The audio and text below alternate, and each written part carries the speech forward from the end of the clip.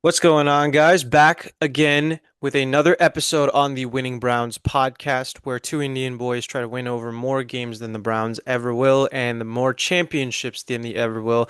That cannot be said, however, with the newly minted Super Bowl champions. Uh, a Yeah, very, a very detrimental a very detrimental day for me as a 49ers fan, having to see my divisional rival win a Super Bowl in our home field. Never a good feeling for me, but definitely I want to give out my congratulations to the Seattle Seahawks team that just got better and better and better as this year went on. A fantastic Seattle Seahawks team led by one of the greatest redemption stories, not just in NFL history, but in sports history, in Sam Darnold, what he's been yeah, through over the last 8 years. for This sure. Seahawks team was genuinely just amazing to watch down the stretch of the year and how much better that they got. Their defense so much fun. And now they are Super Bowl champions, having beaten the New England Patriots in a game that really wasn't that close at all, with any exception other than maybe the early fourth quarter. But other than that, I mean, this was a dominant performance by the Seattle Seahawks. Akhilesh, what were your thoughts on the Super Bowl? What stood out to you?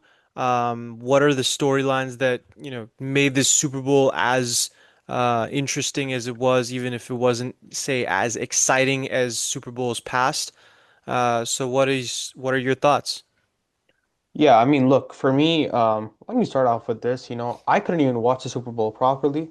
I had a lot of interruptions. I had a lot of work due. It was a lot of chaos during my time watching the Super Bowl. So I had a very disturbed Super Bowl, to say the least. But in terms of the gravity of what just occurred, this is in many ways the return of Jim Plunkett.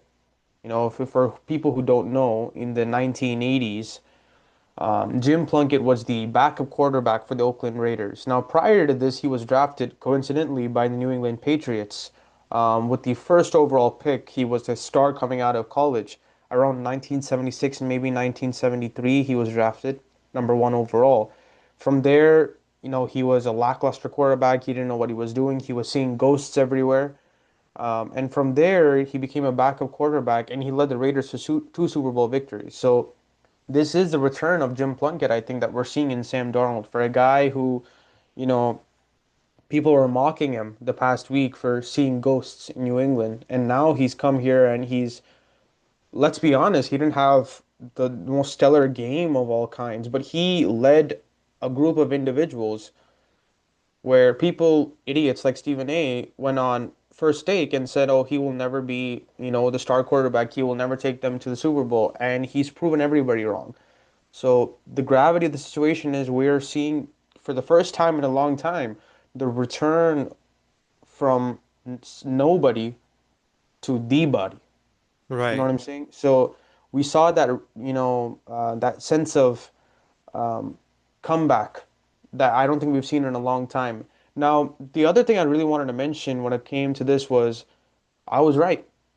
I mean, look, I'm a humble guy. Okay, I'm not the type of guy to praise myself, but I was right.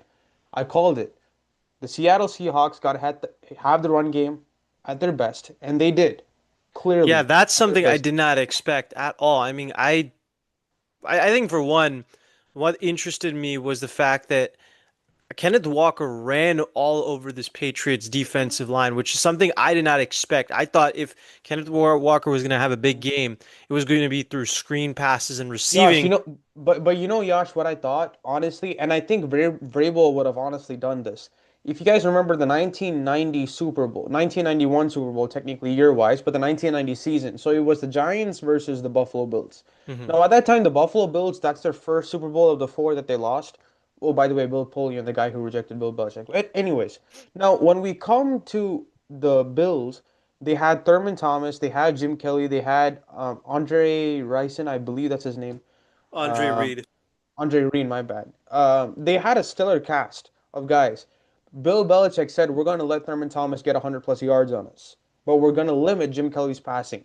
Now, if you observe the game in the Super Bowl, when the Patriots were focused on the pass game, they had a chance always. If you look at the game, it was around 12-0, I think 12-0 when it came to the fourth quarter or something like that, I believe.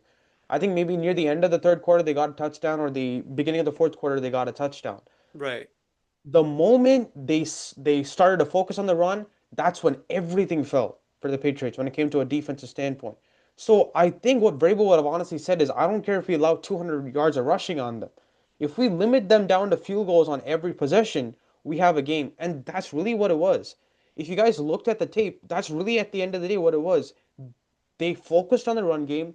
They limited Sam Darnold like anything. JSN had one probably the worst game of the season on in the Super Bowl. Right.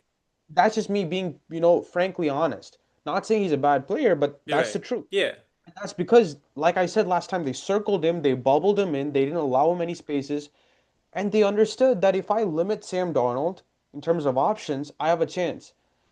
But the thing that they couldn't do was put pressure on him, because the offense line of the Seattle Right. Seahawks didn't allow any pressure. Darnold was sitting there for a long time. The thing the Patriots did extremely well, though, was their coverage unit was unbelievable. They had every man marked down. Their zone coverages were impeccable. Man coverages, sometimes they slipped, especially at the end. The moment they let loose on the pass game, everything fell apart. Because you cannot allow this game, you cannot allow Sam Darnold to get into his field. Up till that point, I think till the fourth quarter, Darnold had, I think, around 108, under 50% completion, had Yeah. like a 50 quarterback rating. He wasn't good. The moment they let loose, he had like around 80, 82 yards in that quarter. So I mean, from a Patriots defensive standpoint, I called it last game. They had to keep the run game as the second option.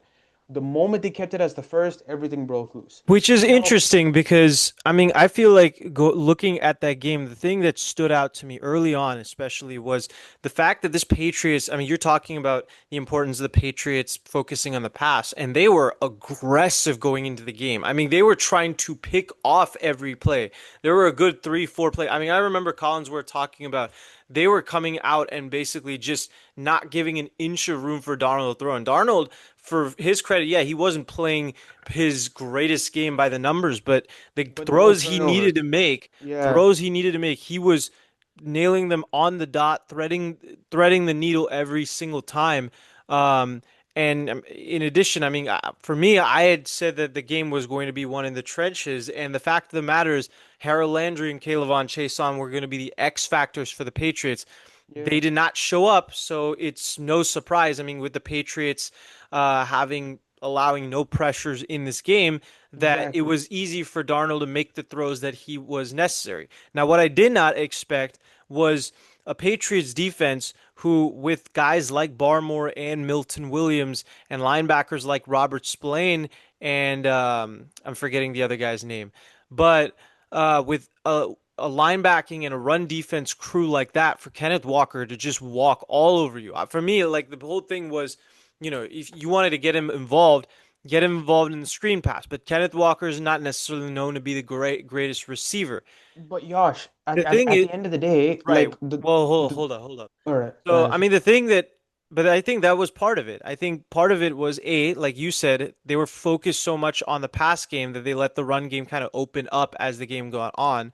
But also, I think the other part is early on, Kenneth Walker was taking those screen passes. He was running on those things. I mean, he's not a greatest receiver. I think one play they ran a wheel, Clint Kubiak ran a wheel route to Kenneth Walker, and it was a pretty Hmm. easy pass to catch for a lot of better receiving running backs, and he did not catch it.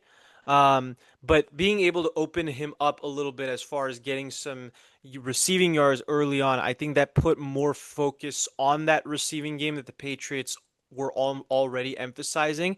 And then as the game opened up, I think the Seahawks could trust themselves with a lead to just basically say, hey, you know what? Let's not extend on this lead. Let's not get cute like the Atlanta Falcons did 9, 10 years ago. Let's just run. Let's not do what we did 11 years ago and actually run the football throughout the whole game. And it was working. So they just kind of kept on with it. But see, Yash, the thing I find confusing about this Super Bowl is people make it about the Patriots defense, where at the end of the day, Oh, it's not. Yeah. it's the offense of the Patriots that is at fault. Now, the reason why I kind of want to, I'm not saying you're saying otherwise, but I kind of have this feeling where you're like the Patriots let up too much on the run defense. My What do you entire mean? point is, uh, sorry. What do you mean? Meaning, like, I feel like you're saying the Patriots just allowed, the run game of the Seahawks to be too dominant, No, I right? don't think they allowed it, but it's like you said. I think that They having it focused on the as their pass too second, much. yeah, having them as their second emphasis allowed for the Seahawks to kind of gain momentum in that pattern and then just kind But of build off of that. for me, the thing is, Yash, if a defense gets you to 4 field goals to keep one of the most potent offenses on the planet to 4 field goals in the Super Bowl, Correct. I don't think you can blame the defense. No. Honestly, you can't blame the defense because the defense, see, for Well, me, this is the thing. I'm just talking about it from the standpoint of what I did not expect from this All defense, right, which is that's fair. Kenneth Walker. I'm not sitting here, I definitely am not sitting here and saying that this Patriots had a bad defense because they were still in the game going into the Yeah. fourth quarter, even all things considered. The score was only 19-7. And let me say this, Christian Going in the fourth Gonzalez, quarter, it was yeah, 19-10. yeah. I I see. mean, They probably scored a touchdown at the on the in the third quarter or yeah, I something. mean, All right, well, makes sense. that's what you say when it comes to the offense. I mean, we'll get to that in a just a few. But I mean, I got to give my flowers first off to Christian Gonzalez, who played an absolute Yeah. lights out game. I mean, we talk about the fact that JSN was He was locked down the whole non-existent. game, right? He was non-existent. Like Gonz- you couldn't find where he was. right. Christian Gonzalez I mean, he had him locked down so beautifully, if I might add. Like there's a way in which corners go about the game where you're like, that's just beauty at its finest. Hmm. The way he like the hand placement, the movement, the like if you know guys, the beauty of the game it comes with two aspects. One is the heart, second is the study. When you study the game and you watch the way he moved, watch the way he allowed JSN to think he was open, he wasn't open. Like that's beauty when it comes to cornerbacks. Not many people have that. Like, no disrespect to Dion. Dion had the ability to confuse you, but it wasn't necessarily beauty. Rod Woodson was beauty. You know what I'm saying? Like, if you study the game in a certain way, you'll understand. Dion played to confuse quarterbacks. Rod Woodson played to honestly beauty. The way The he played technical physically. perfection, Exactly. That's for what I me. mean by beauty. Yeah. Right. When it so for me, I was just like shocked, the way that I honestly wish it could have ended better for him, but like still, it was just incredible the way he played. If the Now, Patriots win the Super Bowl, he probably is the Super Bowl MVP without without a a doubt, doubt. without a Um, doubt. but yeah, I mean, you were talking though about the Patriots offense. I mean, I feel like it has to be Okay, said about this Patriots holy offense. God. Okay, first of all, Will Campbell, your guy from LSU, Yeah. what's up with it? He has no upper strength, nothing. You know the amount of times he got. I'm sorry, guys. My pitch is gonna go way up. I might break the screen here, but you know how many times he allowed himself to get bull rushed? It was like a boiled potato that you smash. I mean, this guy had no chance. He had no chance.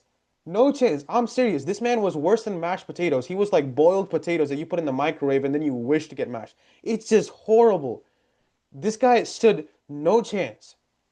I mean, golly geez. You know, in Italy, right? If you guys have pizza in Italy, not in the Domino's that we have here. So the Domino's that we have here, they like, actually use canned tomatoes. They probably chop it up and stuff with a knife and stuff. In Italy, you literally squeeze the life out of every tomato, and the juice that you get is the sauce. That's it. They barely Yeah. put oil, maybe a little bit of seasoning.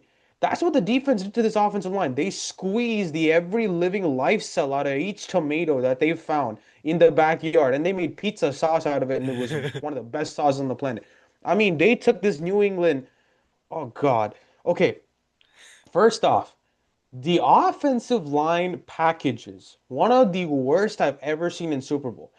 Now, I if you guys agree, remember last 100%. year, the Kansas City Chiefs against the Philadelphia Eagles, this is where it's different. They produced the same effect, but the way they did it was really different. When you look at the Eagles, their defensive line, four linemen were so strong. And the offensive line of the Chiefs, they actually tried different stuff. They went with two running back systems where they could defend Mahomes. They went with an extra tight end look. They went with an extra offensive line look. It didn't matter, but they did all those things. You know what the Patriots did? No, we're gonna trust in our five offensive linemen to guard the life and the genius that Drake May is. Well, hello, the man's a second year quarterback. Obviously, he's not going to be able to do a lot of stuff. Now, if you look at the Seattle Seahawks, I got to be honest with you. They did something different. The Patriots weren't ready for it. Like clearly they weren't ready for it, and they couldn't make any adjustments in the game. This is where Bill Belichick was so good at. He always made the adjustments in the game. Like I'm looking at this team, dude. Yash, I don't know if you noticed, they never went with extra offensive line package. Even for run game, they never went extra offensive line package. New England created that 2014 season against the Colts. I don't know if you guys remember this game. 2014 AFC Championship against the Colts. 2014 season, 2015, AFC Championship against the Colts, a random running back. I don't even remember his name. 248 yards or 32 attempts, three touchdowns. They dominated that game. You know what they did? Extra offensive line package. They didn't get an extra offensive line on the field, Josh. Not once. Right. You I mean, can't do that against. But for me, the thing that the Seahawks defense did that was interesting, I'll give it to you. I'll give it to you after this. They went with a lot of confusing pressure packages. So correct. usually when you look at the Seahawks defense, the way McDonald has kind of laid it out his platform, he'll do that sometimes. But this looked like Brian Flores was calling the plays. Like it looked so much like the Minnesota Vikings defense. I mean, there was so much pressure. It was insane. And even then, they went with five offensive linemen. I'm like, dude, you don't got the Green Bay Packers of the 60s. You don't have the 70s Raiders. You don't have the 70s Cowboys. You don't even have the Chargers, rusted up offensive line. That Right. offensive line could have done better than what they showed. It was the worst offensive line package I've ever seen in my life. Will Campbell was nothing but rotten tomatoes. Not even okay tomatoes, rotten tomatoes. You look at the other offensive linemen, they were like mashed potatoes. I mean, honestly, for God's sakes, you could have had a mashed potatoes, you could have a turkey dinner or Thanksgiving dinner or something. Like this was horrible. The Right. offensive line package was just horrendous. There's two things that I saw from this game, three things that I saw from this game, Yash. One, JSN was locked. Two, the run game was dominant. And three, the offensive line package was so horrible. If you look outside of the offensive line packages, the plays were actually good. Yeah, McDaniels called good plays. he did. Fact Uh, of the matter is, your offensive line package was garbage. On the run game, Ramondre Stevenson had what, five attempts for 17 yards? I mean, I can't recall a single play in the game where he actually ran like a normal play in the game. That's Like it's concerning. Yeah, that's my point. Like the offensive play calling for pass wise, and by the way, why did they pass that much? I mean, to be I was fair, Seattle confused. has like an elite run game, but there's no reason for you to be throwing that much. Because I Drake get May there's never did, I Josh. That's I why I get was that. confused. I Sorry, my I'll give it to guess you. is for that is probably the fact that I mean Drake May, like I said, I mean last week, Drake May is would probably have been the reason that the Patriots won if they won. If they were gonna have a big game, right? He was gonna have to have his For Nick sure. Foles type legacy game if we're going to Yeah, a massive underdog, that's a good point. right? Um, that was probably it. I think also part of it was the Patriots were trying to catch the Seahawks off guard early on, and that just didn't Mhm. work out because Seattle's so well coached. And by the end of the game, they were just trying to find a way back into the game, and that never happened. That's Yeah, usually what happens when teams are below the lead. I think of something like, say, the Steelers Browns game back in 2020. yeah. Um, but yeah, I mean, to kind of go off of what Akilesh said, um, first off, yeah, this offense was putrid. And I want to take it back to a conversation that Akilesh and I had, both off tape and briefly. We kind of mentioned this on one podcast episode a long time ago. Mhm. But what Akilesh said, and I don't want to sound like I'm discrediting the Seattle Seahawks defense, so let me get that out of the way. They played a great game, but I mean, I can't sit here and call the Seahawks defensive performance in the Super Bowl this historic defensive performance. Are the Seahawks a historic defense? Yeah, but I mean, I wouldn't even argue this is their I mean, this is not even half as good as what the Seahawks defense has been over the last, say, 5, 6 weeks. And I think that kind of goes because of this Patriots offense. I think of the conversation that Yeah, that's Akilash a good and point. I Yeah. had about, and this was a hot take that I had was um, the Patriots team in 2018, the Super Bowl performance that they had defensively against the Los Angeles Rams. I thought in comparing it to other historic defense performances, I don't think it was that good in the Super Bowl. And my argument was that I think the Rams shot Now you themselves started more. something. No, Now you started something. I All mean, right. my Okay, go. argument was that the Rams shot themselves more in the foot than the Patriots performed, that the Patriots truly hurt them defensively. And while I do think that the Patriots did certain things good, I mean, the same thing can apply to the Seahawks here. Um, I think Dude, they that averaged 33 points a game. I'm aware of that. But did you see the game? I mean, there were so many plays. Goff had Josh, the only reason easy. the whoa. The only reason why you're saying that is because all those concepts were copied the year later. And when you came out with this take, it wasn't right after the Super Bowl. It was after some time after the Super Bowl they came out with this Well, take. I You never got to say I never get to say that the what's it called, the take to you. I'd okay, had that take since probably COVID when I so actually here's the broke point. down the film. Exactly. Since COVID. Since COVID. That's my That's the point. first time I got to break down the film. Dude, but that's my point. It's been 2 years. When the moment, okay, let me break this down, guys, okay? The reason why Yash is saying this is because of a very simple factor. He might not remember this, but I'll tell you straight up.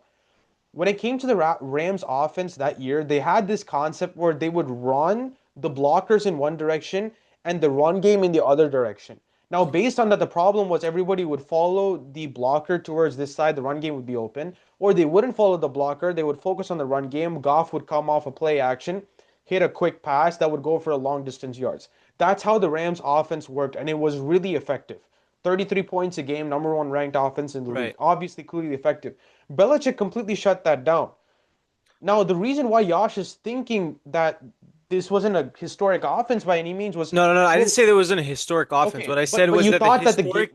I said that it wasn't a historic defense because apparently the offense just made a lot of no. a I plethora of said what mistakes. I said was the performance in the Super Bowl versus the Rams wasn't a historic performance in the same way that Okay. you can talk about like the no-fly zone defense versus the Panthers or hell, Whoa, even the whoa, no, no, Eagles' no, no, no, no, performance no, no, last no, no, year. whoa, whoa, whoa, whoa, whoa, whoa, whoa, no, no, no, no, no, no. That's not where we're going. Cam Newton, are we putting Cam Newton and the Rams offense on the same level? No way. That not even That close. year, Cam Newton was yes. abysmal. Cam That Newton year, was yes. abysmal. Cam No, no, Newton no, won the no. MVP that year that they made the No, Super no, no, Bowl. no, no. In the Super Bowl, he was abysmal. Correct. Tell me what, tell me, And well, okay. No, first off, and that wasn't because of the that wasn't just because of hold on, the hold on. defense. So First wait, off, I hold on, want hold to on, take. hold on. That wasn't just because of the defense. I'll let you go. Sure, I sure, promise. I'll sure. let you go. I'll just finish off with this. The reason why you think that is because the following years, the concepts McVay ran were exactly copied by Green Bay and by other teams. So Hmm. when you watch the film 2 years later, all these things look really normal to you. You have to be in that year, in that situation to understand these new concepts. No one could lock down. I don't think See, that was a big issue because I mean, I remember like no. I mean that Rams offense. I probably watched about 13 to 14 games. The Rams were one of the best teams in the league, so their games and the Saints games were on TV all the time. So I got to Okay. watch a lot of LA Rams football, and to a degree I'm an LA Rams hater, right? Because I'm a Niners fan, Clearly. right? So Yeah. if I get the chance to hate watch, I hate watch, right? But I mean, watching that Rams team, there's no doubt how good their offense was. I'm not sitting here and saying that, but that's the point. This offense, for starters, one thing we have to remember: Todd Gurley was great all year round. That's what made some of those revolutionary offensive principles that they had so good. By the time we got to the playoffs, Gurley was basically a non-factor for the Rams in its entirety because he had that arthritic knee issue, right? They were running CJ Anderson over 130 yards against the Dallas Cowboys. CJ Anderson had not played so well for the Broncos in the previous couple years. He was the feature running back at that point for the Patriots for the Rams for those Yash, 3 years. Yash. look, B, CJ Anderson had 123 yards against I believe it was the Cowboys that they played in the correct. playoffs. Yeah, CJ Anderson had 123 yards. Gurley had 115 yards against the Cowboys. against the So he wasn't Cowboys as at the beginning of the year. no in the playoffs. Hold on, let me look this up.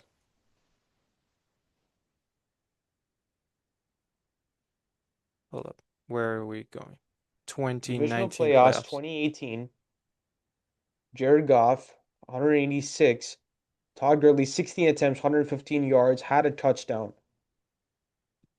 Now I'll Todd give Gurley, you correct. this. Correct. Now in the Sure. NFC Championship, Gurley was non-existent because of that injury. I'll give you that. That's fair. Sure. But it's an But injury at the end of the day. And CJ Anderson was so dominant. sure. But I won't argue that. But here's my issue with that, what you said. I think you're forgetting kind of the context of where this was going throughout all this thing Okay. about Gurley being, I mean, yes, you're right. Gurley did have 115 yards and on 16 carries, so 7.2 yards per attempt. Um, That's But crazy.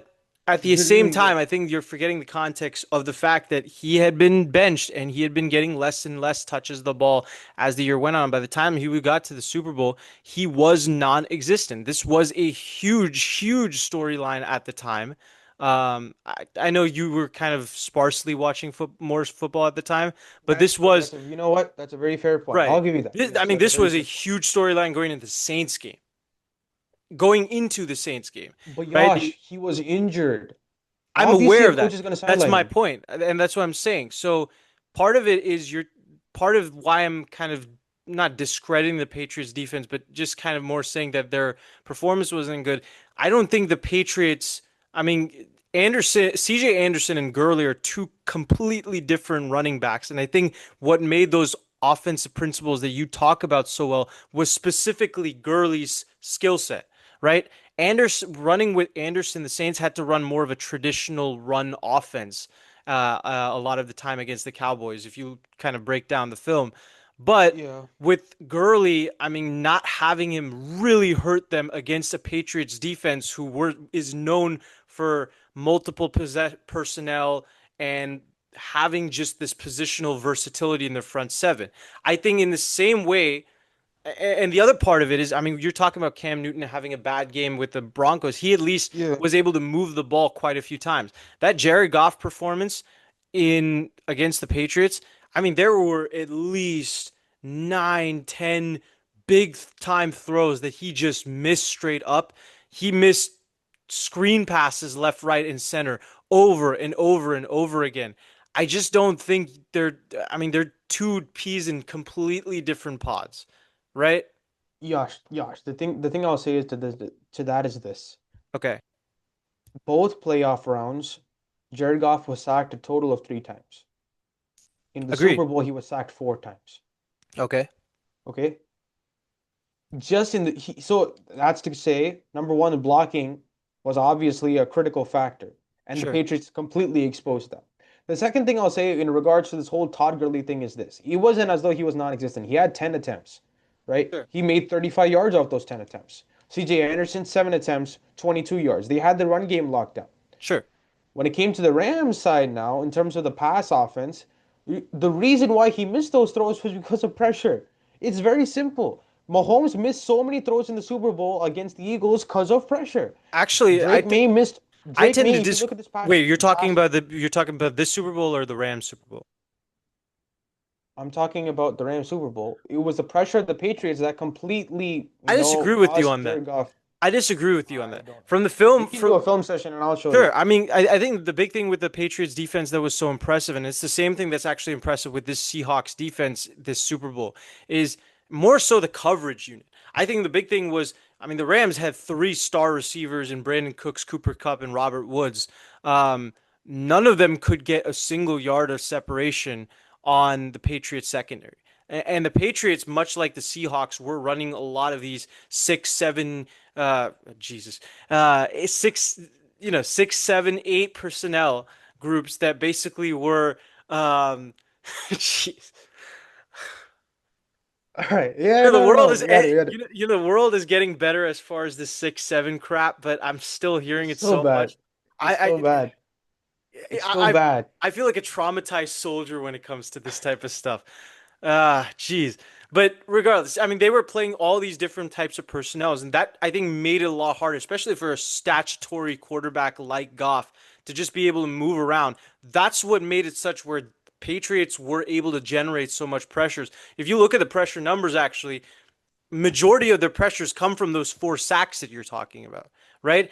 Quarterback Well, hurries, obviously. quarterback knockdowns. I mean, those come from the fact of the matter is this is not one of those issues where 2 3 seconds off the bat like last year against the with Mahomes and the Eagles. This is not like immediately upon the snap Goff is getting pressured. No, this is an instance of Goff not finding someone to throw, not being able to move, and then standard 4 or 5 seconds later getting sacked over Josh, and over again. what causes a player not to be open? What causes a player not to be open?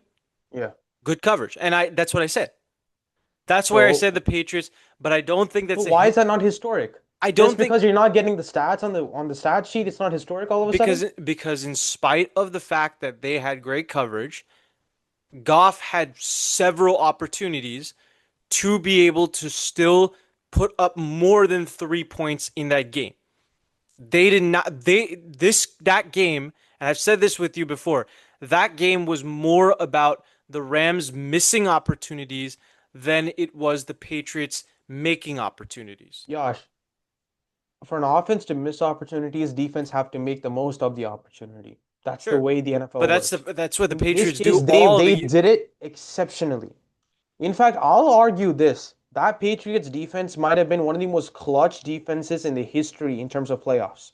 I don't One of the deny most that. clutch ever. But that Patriots The reason defense why, all but that Patriots defense also gave up 30, I mean that whole year the Rams weren't the only historic offense that year. The Saints I think had more yards than them and the Chiefs yeah, had more yards. If yeah, we're talking about historic defenses, the Chiefs gave up what was it or the Patriots gave up 34 points in both games against the hmm Chiefs. They were giving right. up points against good offenses left, right, and center. So what gives about that Rams offense that they were that bad in the what's it called? In the Super Bowl? Whoa, hold on. When it comes to Bill Belichick's Patriots, you can never put that condition. And you know it good and well too. There's never been a Yes, situation where, if you look at, for example, the Falcons, when they played the Falcons in probably the greatest comeback of all time, actually, sure. not probably, the greatest comeback of Yeah, all time.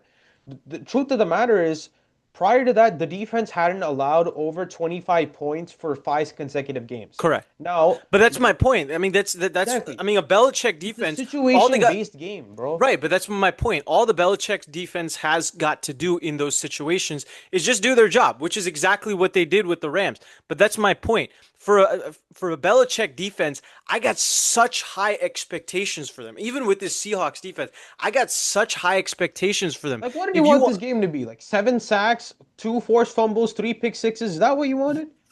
for both the Rams game and the Seahawks game, given the fact that Goff was giving them so many opportunities, Come yes. on. I mean, No way, Josh. If Goff played even remotely better, I would look at this defensive performance and say, yeah, that At was the end of that the day, impressive. Josh, at the end of the day, there's one thing stats cannot compound, and it's a mental mindset.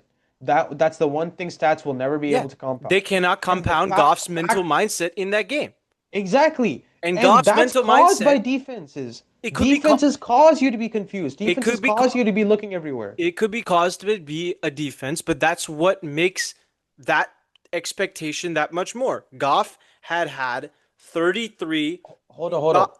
This is your expectation, not a normal expectation. Your for a expectation is Patriots defense. yes, a Patriots defense, dude. I've never sat down as a Patriots fan when I was, and I'll be honest, when I was, the moment they started losing, I was a Chargers fan, and I will continue to be a Chargers fan. All Right. right, but I've never sat down and told myself I want to watch the Patriots get 7 sacks in the Super Bowl. No, I did. that's what I'm trying to say. You don't have normal And expectations. the You one have no your hold expectations. up. Actually, You are this is funny. crazy. You are crazy. The one time actually expected them to honestly looking back, this was a stupid take. I don't know why I made it because the Eagles always have a great offensive line, but it's one Super Bowl that I actually expected them to go for so many sacks was the Super Bowl they had against the Eagles, in which the Eagles put up 41 points, and I don't think it had a pressure until the fourth quarter. Yeah. So, I Yeah, mean that. I don't know why I thought I pro to I think I was smoking whatever the hell Snoop Dogg smokes all the time because when I made all the takes I made about that game because something was off about me that week. Like I think it was Really? just I think yeah I mean I think it was the fact that sixth Oh, that grade was 10 years ago, right? So you're probably in sixth grade, seventh sixth grade at grade that yeah time. sixth grade. And I mean, I think it was just the fact that I had to watch Blake Bortles, Case Keenum, and Nick Foles all play in championship games that year.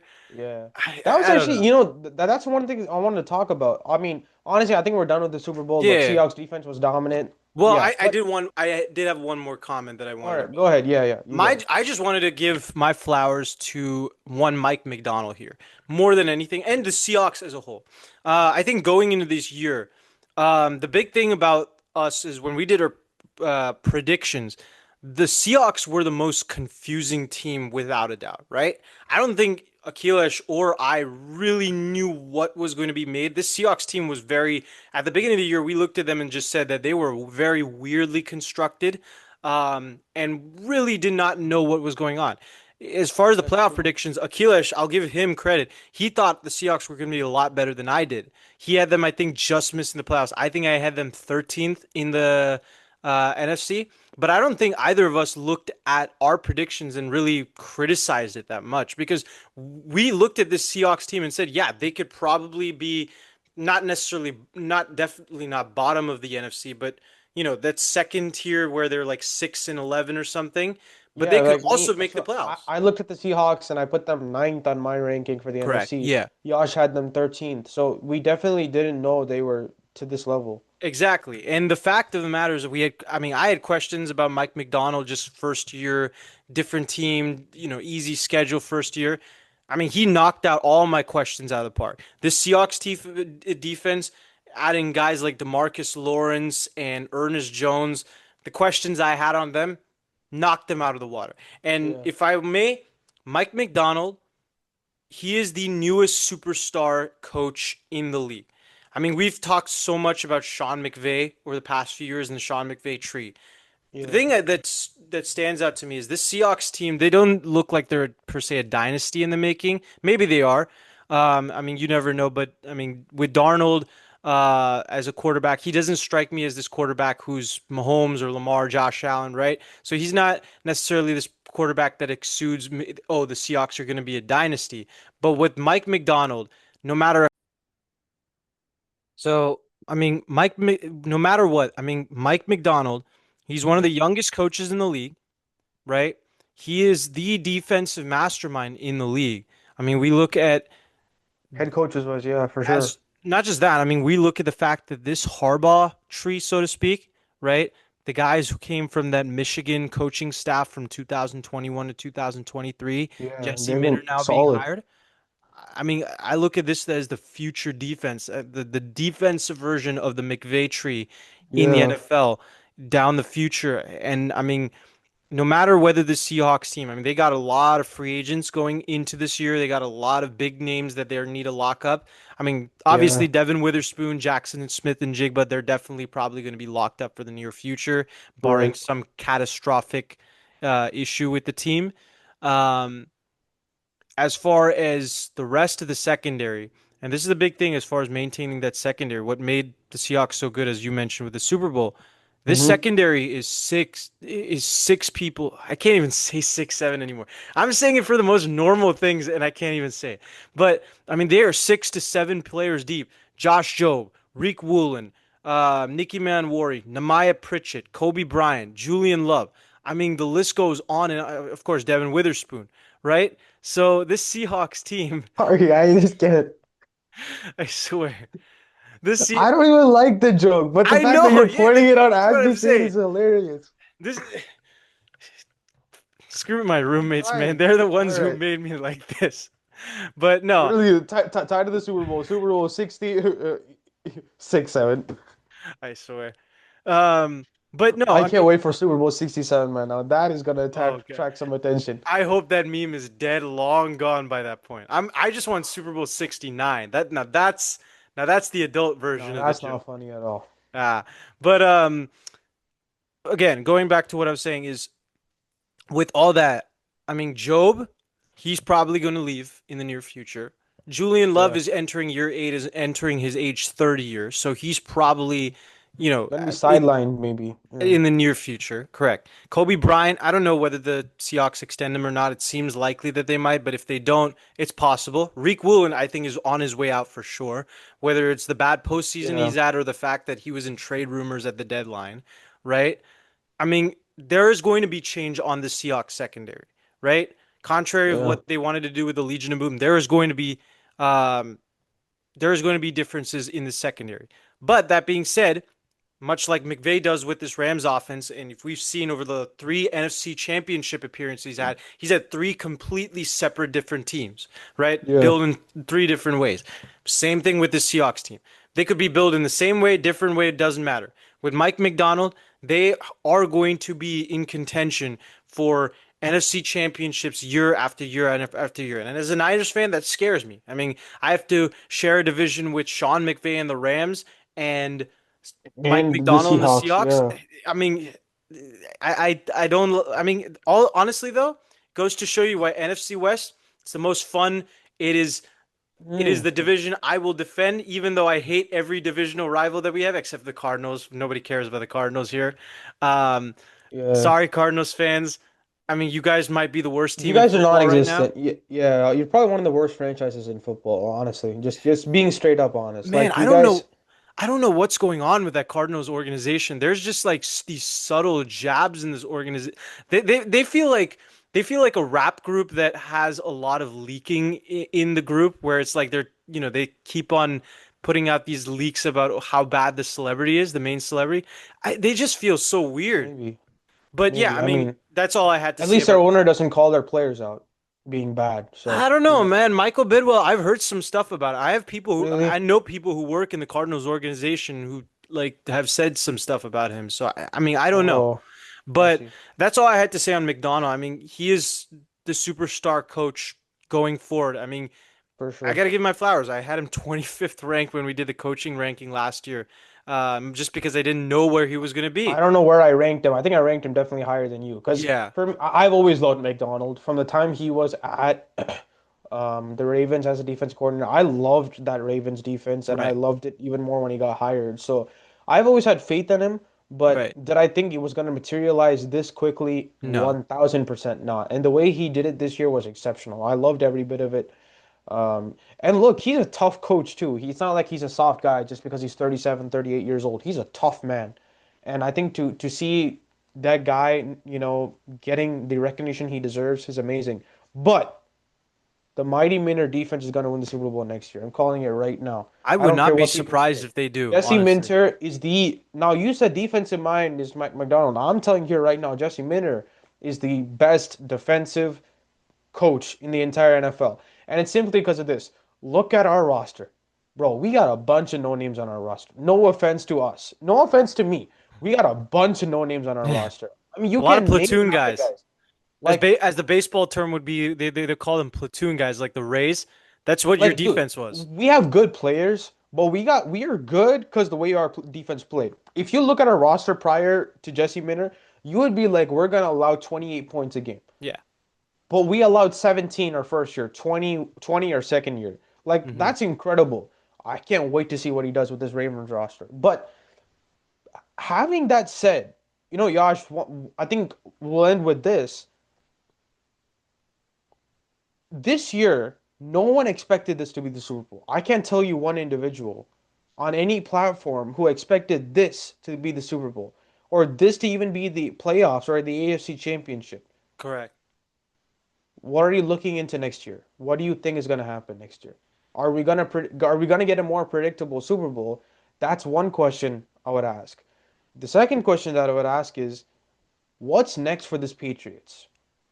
That I That's mean, the that's a question I've been running in my mind all day, and I just cannot come to a consensus. That's a good. I mean, the first one is probably one of the best questions you can ask at this point in the year. I would just say, I mean, I really year to year this NFL. I mean, the NFL has gotten weirder and weirder and weirder. Um, One thing I could say is I think that there is some not maintenance to order, but I guess higher peak in what the quality is when you have a top quarterback. With the exception of the Cincinnati Bengals, who are just a terrible organization who cannot be able to build The fact around their that Zach quarterback for Taylor the, is still there, bro, this is so embarrassing, and that's man. coming And from I Zach. like Yeah, Zach yeah, Taylor. exactly. I I don't, but what can I yeah, do? I Like, dude, don't. I've been at this I've been point, asking for him to be fired since 2019, his first year. So I that's how mean, many it's years now? over, bro. You gotta move on. Like, dude, the man got you to one Super Bowl. Nine. Wait, interestingly, the Bengals have had this habit of really trusting a coach. 16 Yeah. years, they stuck with their previous head coach. They stuck with Zach Taylor now for 8 years.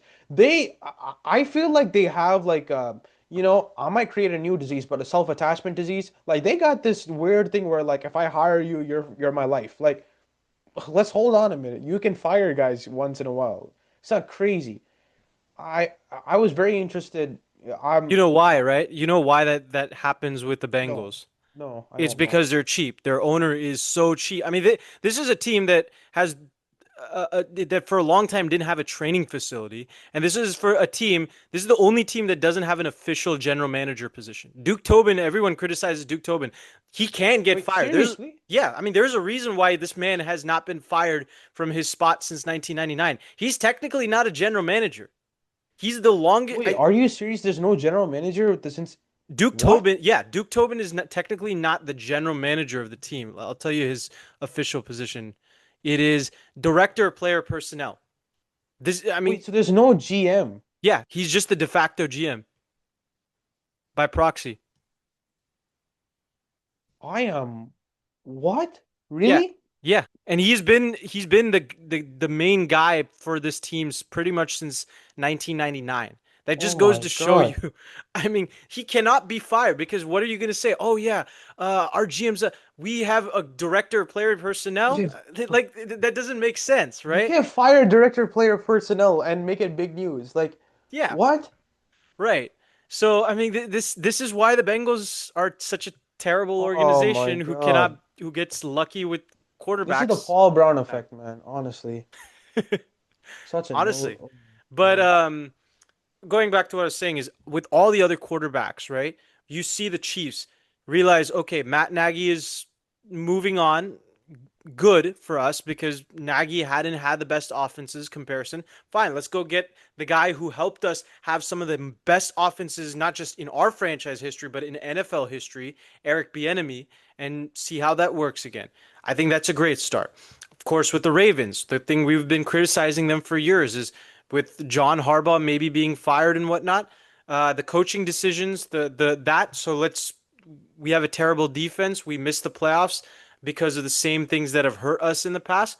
Let's go get a defensive minded head coach who comes from a head coach who's known for his coaching managing decisions in Jim Harbaugh. Jesse Minter comes from that tree, probably learns Yeah. a lot, right? Helps Lamar a little bit more. Um, Hires someone like Declan Doyle as his offensive coordinator, who is comes from that Ben Johnson system, which is a Yeah. modernized offense. Bills, yeah, I mean, I don't know that whole thing with Sean McDermott, but at the very least, you go and get Joe Brady, who's offensive minded, who maintains continuity for this Bills team, right? Even with the Chargers hiring Mike McDaniel, I think that's a great step for this Chargers team. Yeah. Depending on what we see in the NFC, as far as I mean, with Caleb Williams and the emergence of Jaden Daniels and even Drake May and Bo Nix in the AFC, we might be entering a golden era for quarterbacks. I mean, a second golden era, kind of similar to what we saw with Maybe, yeah. the 2011 season with all those historic performances. We might be entering one of those years in the near future. Uh, Speaking of, best of congrats to one of the all-time greats, Drew Brees. 100%. Native. That I whole mean, Hall of Fame class is legendary. Larry it's a Fitzgerald, dude. It's honestly one of the best classes. right. It's a I shame mean, that look, like my like Yash. I don't know if I've told you this. Like my favorite players list, it's Ronnie Lott, Luke Kuechly, Ray Lewis, Brian Dawkins, Troy Polamalu. I got a bunch of defensive players on my Right. Yeah. Yeah. favorites, Of but course. Yeah. Luke Kuechly is up there for me. The Of way course. he played was so smart and technical. Like I loved every minute of his play. Larry Fitzgerald, I mean, you can't talk about a more consistent receiver. He is the definition of consistency. He has Drew more. He Brees, has more tackles in his career, tackling with after an interception that he has drops in his career. yeah, dude, that's crazy. Yeah. That's crazy. Then you look at Drew Brees. I mean, the guy was just you couldn't talk about a pure passer better than Drew Brees. Correct. And then Roger Craig. What honestly, the best reaction I've ever seen in my life was when he Agreed. got in the Super Bowl. That you saw a team. You know what I'm saying? Like he didn't even have to wait for Ronnie Lott to knock on the door. He Yeah. knew. He just opened and he hugged both of them. They talked like they were in the huddle. You know what I'm saying? It felt like the actual team. And then Roger Craig, these four people. And then Adam Vinatieri, I, I mean, come on. Fine, we greatest called kicker it, of and he all time. finally came. But okay, two things I wanted to mention about the Hall of Fame. I know we're going off topic, but I have to mention this. I don't know how or when Torrey Holt is going to get into the Hall of Fame.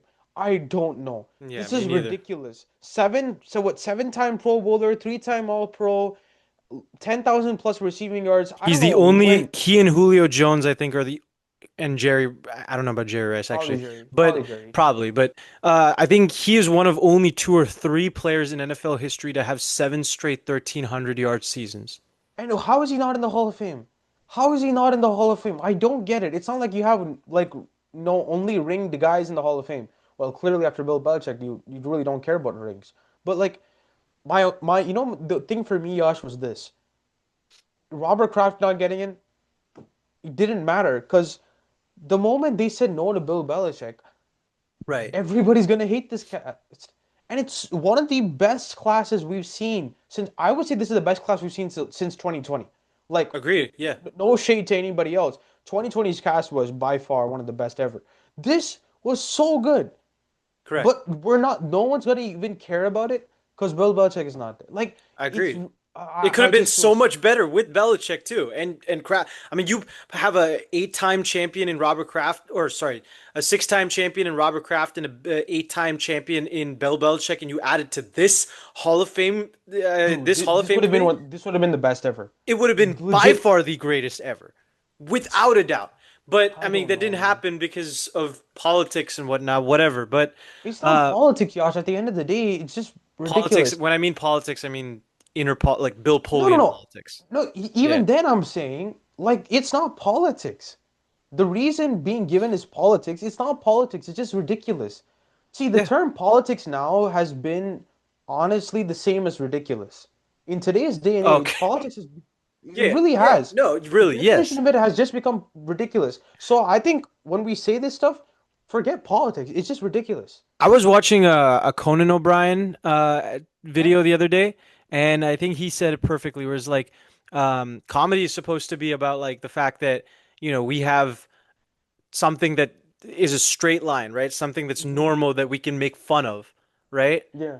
In the case of what is happening now, where it's hard to make a parody or satire, is because we are seeing so much crazy shit that should not happen on a daily basis. Excuse my language.